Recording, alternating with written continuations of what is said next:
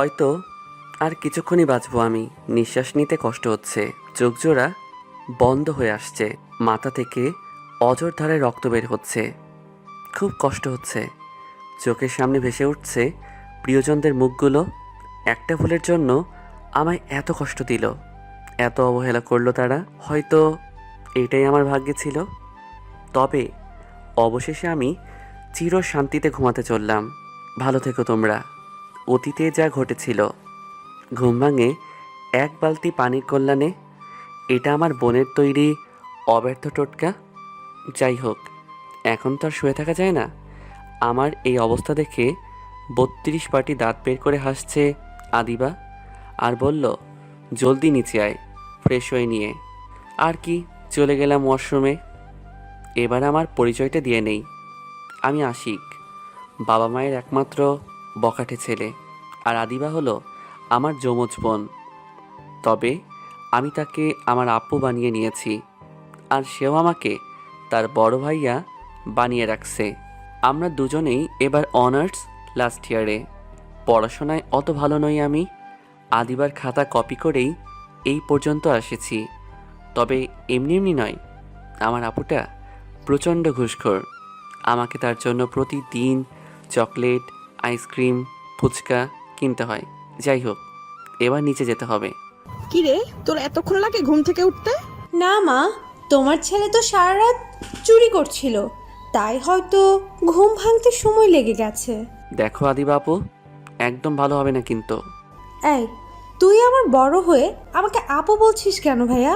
তোরা থামবি? মা, বলো না আমাদের মধ্যে কে বড়? বেশি বকর বকর না করে নাস্তা করে কলেজে যা। এরপর আমরা বের হয়ে পড়লাম কলেজে যাওয়ার জন্য।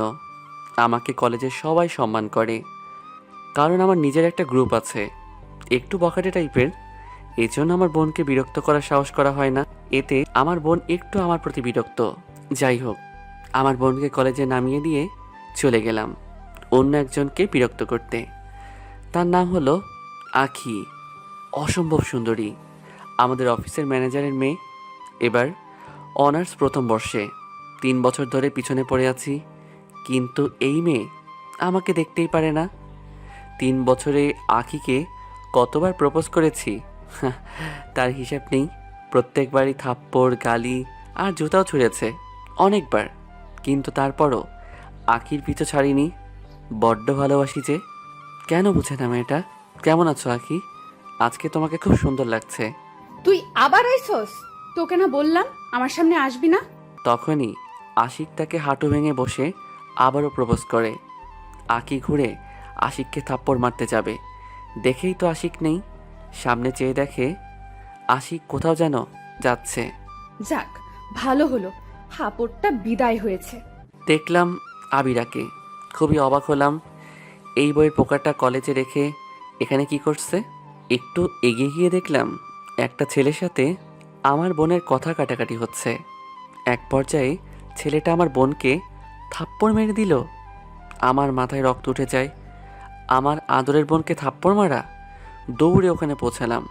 গিয়ে ছেলেটার কলার ধরে ঘুষি মারতে যাব, আদিবা আমার হাত ধরে ফেলে। ভাই, ওকে ছেড়ে দে। ওর সাহস হয় কি করে তোকে থাপ্পড় মারার? কে ও? ও আমার বয়ফ্রেন্ড। তোর বয়ফ্রেন্ড আছে? আর ও তোকে থাপ্পড় মারলো কেন? আমাদের 4 বছরের রিলেশনশিপ, কিন্তু আজকাল ও আমাকে এড়িয়ে চলে। ফোন দিলে ফোন ধরে না, ফেসবুকেও কোনো খবর নেই, যোগাযোগও করে না। পরে আমার বান্ধবীর থেকে জানতে পারি ওর আরেকটা মেয়ের সাথে সম্পর্ক আছে। আজকে এই বিষয়ে কথা কাটাকাটি করার সময় ও আমাকে থাপ্পড় মারে। ও আমাকে ঠকিয়েছে ভাই। তাহলে ওকে বাঁচালি কেন? মেরে তক্তা বানিয়ে দিতাম। ভাই, আমি ওকে খুব ভালোবাসি। কেন করলো আমার সাথে এরকম? আমাকে জড়িয়ে ধরে কান্না করছে। আমি কান্না করে দিলাম, কারণ আমি আমার বোনের কান্না সহ্য করতে পারি না। চল আগে বাড়ি চল, পরে দেখছি ছেলেটাকে। তারপর আমরা বাড়ি চলে আসি। মা আমাদের একসাথে দেখে খুবই অবাক হলো, কারণ আমি কখনো রাতের আগে বাড়ি ফিরি না। মা জিজ্ঞাসা করলো কি হয়েছে, কিন্তু আমি কিছু বললাম না। বললাম আপুই নিয়ে এলো, কি কাজ নাকি আছে। তারপর আমি আপুকে তার রুমে দিয়ে আসি। এরপর নিজের রুমে এসে ফ্রেশ হয়ে গিয়ে আপুর রুমে যাই। গিয়ে দেখি আপু বালিশে মুখ গুজে কান্না করছে। আমি ওর মাথায় হাত রাখতেই আপু মাথা তুলল। আপুকে দেখে আমি ভয় পেয়ে গেলাম। কান্না করতে করতে চোখ মুখ ফুলিয়ে ফেলেছে। আমার বোনকে কখনো এতটা কাঁদতে দেখিনি। আমি আপুর রুম থেকে চলে আসি। এরপর আমার ছেলেদের দিয়ে ওই ছেলেটাকে ধরে আনি আর নিজের হাতে ইচ্ছে মতো পিটাই। তারপর হাসপাতালে ভর্তি করাই। তখনই দেখি আপু হাসপাতালে আসলো। এসেই আমাকে থাপ্পড় মারা শুরু করে দিল আর বলতে বলতে লাগলো, তুই ওকে মারলি কেন? তখনই হাসপাতালে ছেলেটির পরিবার আসলো। তখনই একটি মেয়ে এসে যা বলল তাতে আপু আর আমি দুজনেই অবাক হয়ে যাই। মেয়েটি নাকি ছেলেটার বউ। আপু বুঝতে পারল ছেলেটা তাকে প্রথম থেকেই ঠকিয়ে এসেছে। আপু দৌড়ে ওখানে বেরিয়ে যায়। আমিও আপুর পিছু নিলাম। বাড়িতে এসে আপুকে কোথাও খুঁজে পাচ্ছি না। অনেক খোঁজাখুঁজির পর ছাদে গিয়ে আপুকে পেলাম। আমাকে দেখে জড়িয়ে ধরে ডুকরে ডুকরে কাঁদতে শুরু করলো। আমিও আপুর সাথে কাঁদতে কাঁদতে বললাম, আপু তুই এই ছেলেটার জন্য কাঁদছিস? দেখিস তোকে ওই ছেলের 1000 গুণ ভালো একটা ছেলের সাথে বিয়ে দেব, যে তোকে খুব ভালোবাসবে। সেটা তো বুঝলাম, কিন্তু আমার ভাইয়াটা কাঁদছে কেন? আমার বোন কাঁদছে বলে তাই। কই, আমি তো কাঁদছি না। এরপর আমি আদিবাকে নিজের হাতে খাইয়ে দিয়ে ঘুম পাড়িয়ে দিয়ে এলাম। খুব কষ্ট পেয়েছে মেয়েটা। এরপর আমি বাইরে এসে দেখি মা বাবা দাঁড়িয়ে আছে। তখন আমি তাদেরকে সব কিছু খুলে বলি। তখন বাবা বলে, অনার্স পরীক্ষার পর মেয়েটার বিয়ে দিয়ে দেব, তাহলে সব ঠিক হয়ে যাবে। তুমি কি কোনো ভালো ছেলেকে চিনো নাকি? হ্যাঁ, আমার অফিসেই কাজ করে, ছেলেটা খুবই ভালো। এরপর আমি আর আপু দুজনেই ছেলেটার সাথে দেখা করি। ছেলেটা একটু ভীত টাইপের, তবে আপুর নাকি পছন্দ হয়েছে। আমার মনে হয় সব মেয়েরা এটাই চাই, যাতে বিয়ের পর স্বামীকে নাকে দড়ি দিয়ে ঘোরাতে পারে। তবে আমারও ভালো লেগেছে এই জন্য যে ছেলেটা এতিম সম্পর্কের মূল্য বুঝবে। বিয়ের পর আপুকে নিয়ে আমাদের বাড়িতেই থাকবে, সব সময় আপু আমাদের সাথে থাকবে। দেখতে দেখতে আমাদের পরীক্ষা শেষ হয়ে যায় আর সেই সাথে ধুমধাম করে আপুর বিয়েটা হয়ে যায়। সবাই খুবই খুশি। কিন্তু তখন একটা ফোন আমার পুরো জীবনটাই বদলে দিল, সেই সাথে আমার পরিবারেরও। ফোন রিসিভ করার পর ওপাশ থেকে আমার বন্ধু নিলয় বলল, আঁখি নাকি অন্য একটা ছেলের সাথে আছে। ছেলেটা নাকি আঁখির বয়ফ্রেন্ড। শুনে তো আমার মাথা গরম হয়ে গেল। আঁখি আমার ছাড়া আর কারো হতে পারে না। আঁখি আমার সাথে এমনটা করতে পারে না। আজকে এর একটা বিহিত করতে হবে। তাই জলদি আমি নিলয়ের দেওয়া ঠিকানায় পৌঁছে যাই। কিন্তু ওইখানে গিয়ে আমি যা দেখলাম তাতে আমার রাগ চরমে। মাথায় রক্ত উঠে গেছে। এই ছেলেটা শালা তো দেখছি কুকুরের লেজ। এত মার খাওয়ার পরও লুচ্চমো গেল না। এই হারামিকে আজ মেরেই ফেলবো। আসলে এই ছেলেটাই হচ্ছে আমার আপুর এক্স। প্রথমে তো আমার বোনকে ঠকিয়েছে হারামিটা, এবার আমার ভালোবাসার দিকে হাত বাড়িয়েছে। কোনো কিছু না ভেবেই দৌড়ে গিয়ে ব্যাটাকে ইচ্ছে মতো আরও দোলাই দিতে লাগলাম। শালা মায়ের খেয়ে মাটিতে লুটিয়ে পড়ে এবার আমি কিক করতে লাগলাম। ঠিক তখনই পিছন থেকে কেউ আমার মাথায় ভারী কিছু দিয়ে আঘাত করে। আমি মাথায় হাত দিয়ে বসে পড়ি। ঘুরে তাকাতেই দেখি আঁখি আমাকে বাড়িটা মেরেই ছেলেটার দিকে এগিয়ে গেল আর বলতে লাগলো, আদি তোমার কিছু হয়নি তো? তুমি ঠিক আছো তো? আমি বললাম, আঁখি তুমি ভুল করছো। তুমি ভুল লোককে ভালোবেসেছ। এই কুত্তার বাচ্চা তোমার ভালোবাসার যোগ্য না। এ একটা ঠকবাজ। এই ছেলেটা আমার বউ।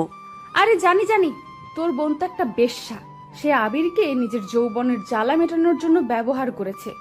তুইও তোর বোনের মতোই একটা লুচ্চা ইতর বদমাইশ।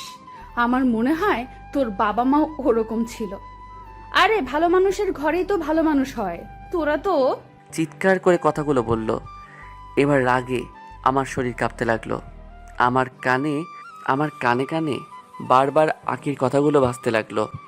আমাকে কিছু বললে আমার কিছু আসতো যেত না, কিন্তু আঁখি আমার বোনকে নিয়ে এত খারাপ কথা কি করে বলল?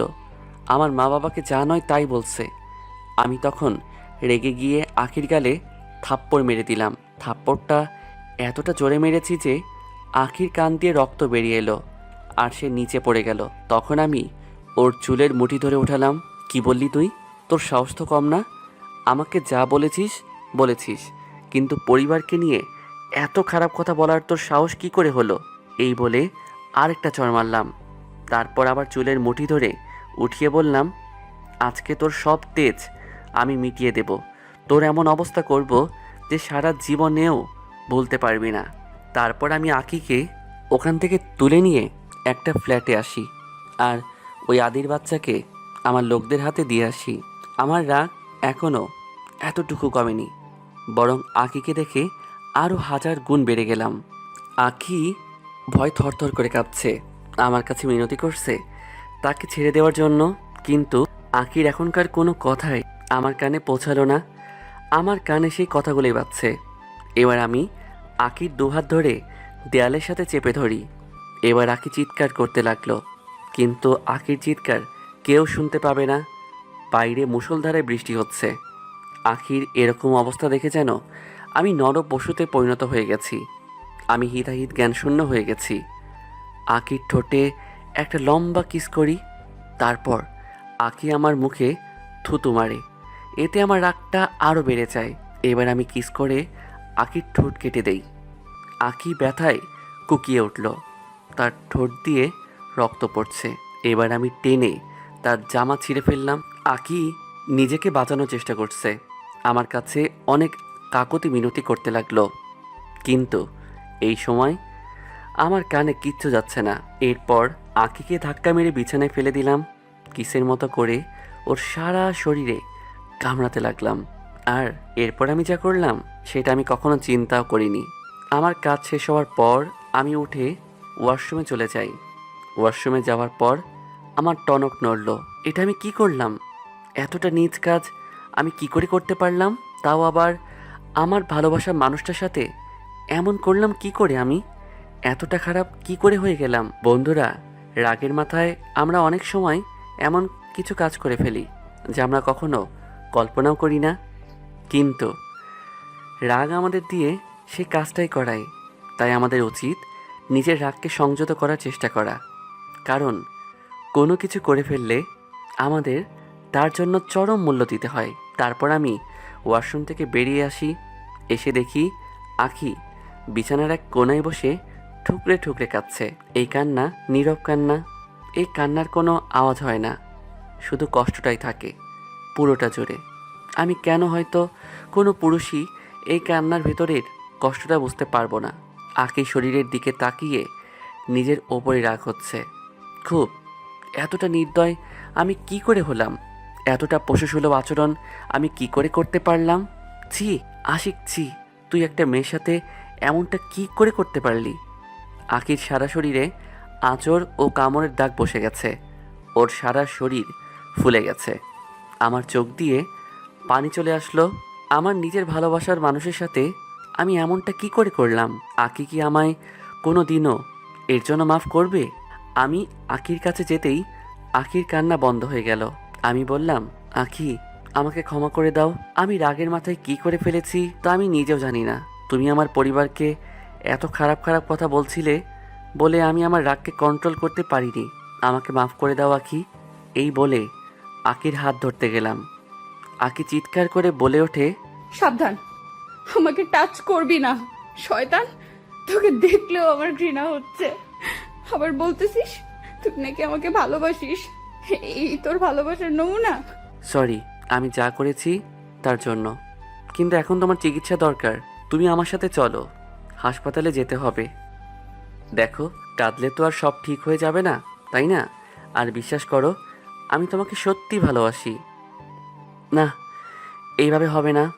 আমি আকিকে কোলে করে গাড়িতে বসাই আর গাড়ি চালিয়ে সোজা হাসপাতালে। তারপর আখির চিকিৎসার ব্যবস্থা করি। ডক্টর দেখে বলে, এমন অবস্থা কি করে হলো? আমরা কিছু বলছি না দেখে নিজের কাজ করে ওষুধ লিখে